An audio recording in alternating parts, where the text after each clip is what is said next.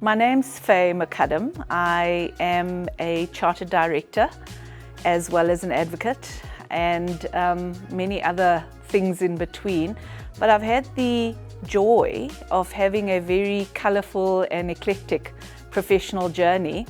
I think back to when I was 8 years old and my father put me to work in his supermarket at the time. He was also a lawyer though, but it was probably my first recollection of business, and through that I ate all my profits every day, of course, and my till never balanced, and so my allowance was docked.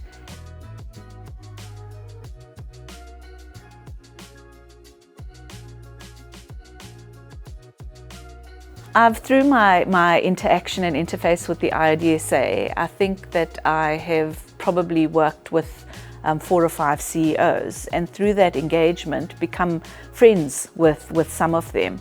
But what that has taught me as the IoDSA itself has grown, shifted in focus, repositioned itself over the years, taking into account the zeitgeist in which it operates, is then what enabled me, and I think really helped me reposition my advice to my clients, as well as my perspective and my thinking around what does this, not just a merger or an acquisition, but a big change, a disruption or a transition in an organization's life cycle mean for them?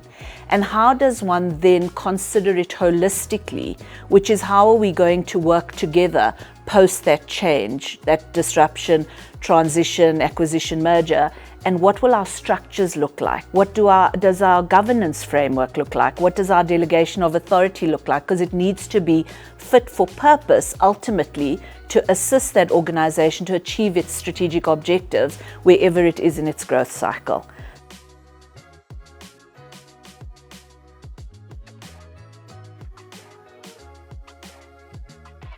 You've got to decide what your level of engagement is. So whether it's those lifestyle rewards benefits, or whether it is attending continuous professional development sessions, whether it is looking to apply to become a certified director and a chartered director, which I think everybody should do. I think every business leader should do it.